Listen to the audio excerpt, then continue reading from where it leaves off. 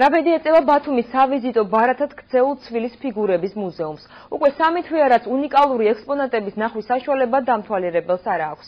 შესაძლოა მუზეუმმა პროფილი შეიცვალოს და არსებობა ახალი სახით გააგრძელოს. მუზეუმის კარი მცირე დროს გადამღები ჯგუფისთვის გაიღო. თემის დეტალებით პირდაპირ ეთერში ჩვენი რეპორტიორი ხათუნა შუშანიძე. ხათუნა, რა საფრთხე ემუქრება ეგრეთ წოდებულ სოკოს სახლში განთავსებულ ცვილის ფიგურების მუზეუმს? დიახ, სოფო, ცვილის ფიგურების მუზეუმის სხვა შენობაში გადატანა არის ერთ-ერთი ვერსია, თუმცა თავი სკულპტორის ავტორები ამ ვერსიას აპროტესტებენ, რადგანაც მიეჩნიათ, რომ რადგანაც აცხადებენ, რომ სწორედ ეს ფიგურები ამ შენობაში აიწყო და აი ამ ინტერიერზეა მორგებული, სადაც ისინი დღეს მდებარეობს და მისი გადატანა სხვა შენობაში შეუძლებელი იქნება, თუმცა კულტურული მემკვიდრეობის დაცვის სააგენტოს ხელმძღვანელი აცხადებს, რომ იმ უნიკალურ შენობაში, სადაც დღეს ცვილის ფიგურების მუზეუმი მდებარეობს, თავის დროზე იგეგმებოდა ქალაქ ბათუმის მუზეუმის გახსნა და სწორედ აი ამ ეს ვერსია შემდეგ წინა ხელისუფლებამ გადაიფიქრა, ამიტომაც ფიქრობს, რომ მიეჩნია, რომ აი ამ უნიკალურ შენობაში სწორედ ქალაქ ბათუმის მუზეუმი და ფუნქციონირებდეს და იმ ახალი მუზეუმისთვის ის ექსპონატებს ძალიან მარტივად იპოვეს, ძალიან ბევრი ბათუმელი უსასყიდლოდ გეგმავს უნიკალური ნივთების გადაცემას, თუ კი ახალი ქალაქის მუზეუმი გაიხსნება. ეს ჭიშკარი 3 თვეა ჩაკეტილია. დღეს ის ჩვენი გადამღები ჯგუფისთვის გაიხსნა. აჭარის კულტურული მემკვიდრეობის სააგენტოს თანამშრომლებმა ცვილის ფიგურების მუზეუმში მხოლოდ იმ დარბაზის განათება შეძლეს, სადაც ზეზვა მზია და რომაელი ჯარისკაცი ცხოვრობენ. იმ ოთახებში კი, სადაც მედიას, მისი მიჯნურისა და კიდევ 11 გმირის ექსპონატია განთავსებული, შუქის და სავენტილიაციო სისტემის ჩართვა ვერ მოხერხდა.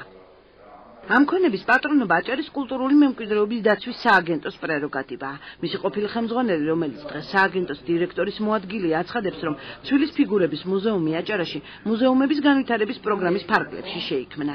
შენობის რეკონსტრუქციაზე 720.000-მდე ლარი, 16 ცვილის ფიგურაში კი აჭარის ბიუჯეტიდან 350.000-მდე ლარი დაიხარჯა. მუზეუმის ერთთვიანი არსებობის შემდეგ მისი დაკეტვის მიზეზად საბიუჯეტო წლის დასრულება დასახელდა. უკვე იყო წლის ბოლო, ახალი ბიუჯეტი მტკიცდებოდა ახალი საშტატო განლეგი და შესაბამისად მიღებული იქნა გადაწყვეტილება, რომ ეს საშტატო განლეგი დამტკიცებული იყო უკვე ახალი საბიუჯეტო წლიდან და ვთქვათ, შესაბამისად ერთ-ერთი მიზეზი იყო ეს, ვთქვათ, რომელიც პრაქტიკულად უკვე აღნიშნული მიზეზი უკვე არ არსებობს. თენგიზ ცინცაძის ახალი უფროსი კი დიდი დილემის წინაშე დგას. ბიძინა აფხაზავა დახარჯულ თანხებზე დარდობს და ექსპონატების სხვა ადგილზე გადატანაზე ფიქრობს. მისი აზრით, ბათუმის სავიზიტო ბარათად ქცეულ უნიკალურ შენობაში ბათუმის მუზეუმის განთავსება უფრო უპრიანი იქნება, ვიდრე ცვილის ფიგურების. ეს ყველაფერი ჯერ იდეის დონეზეა. მაგ არ იმუშავდა, ჯერ ეს არის სპეციფიკური ადგილი, სადაც უნდა იყოს რაღაც, რაც ამ ქალაქს ახასიათებს, ისეთი მუზეუმი უნდა გაკეთებულიყო, იგივე ქალაქის მუზეუმი. სხვაგან შეიძლება ჩვენ კიდევ ამბობ, რომ შეიძლება გქონდეს იმდენი უამრავი თანხა, მე როგორც ვიცი დახარჯული, შეიძლება გქონდეს იმის ფუფუნება, რომ სხვაგან სადმე გავაკეთოთ. ბიძინა აფხაზავასგან განსხვავებული პოზიცია აქვს თავად ცვილის ფიგურების შემქმნელებს. დავით კაპანაძე დარწმუნებულია, რომ ასეთ ექსპონატებს ტურისტულ ქალაქში დამთვალიერებელი მუდამ ეყოლება.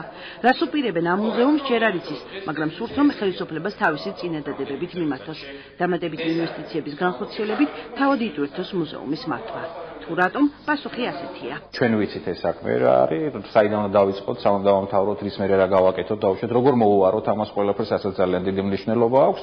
აქედან გამომდინარე, რა თქმა უნდა ის თემაც არსებობს, რომ ჩვენ დარწმუნებული ვართ იმაში, რომ ამ ყველაფერს მნახველი ეყოლება. მნახველი ეყოლებოდა, ამ შემთხვევაში ეს ჩვენც მოგვცემს იმის საშუალებას, რომ ეს თემა თვითონ განვავითაროთ და მთლიანად შევავსოთ ეს სახლი ცვილის ფიგურების მუზეუმით და ბათუმს ჰქონდეს ევროპული დონის მუზეუმი. 1904 წელს თამბაქოს მაგნატის ლაზარე ბენიათოღლის საცხოვრებელ სახლში, რომელსაც ბათუმში ყველა სოკოს სახლს უწოდებს, ცვილის ფიგურების მუზეუმი გასული წლის 16 ოქტომბერს საქართველოს პრეზიდენტმა გახსნა. ასლან აბაშიძის, ნეტკაჩოვის, ლაო ჯინჯაოს, თავად ლაზარე ბენიათოღლის, მეულუდ დიასამიძისა და ნობელის ცვილის ფიგურების ხილვა ბათუმში მხოლოდ 1 თვის განმავლობაში შეეძლოთ. ახლა ამ მუზეუმის ბედი განხილვის სტადიაშია.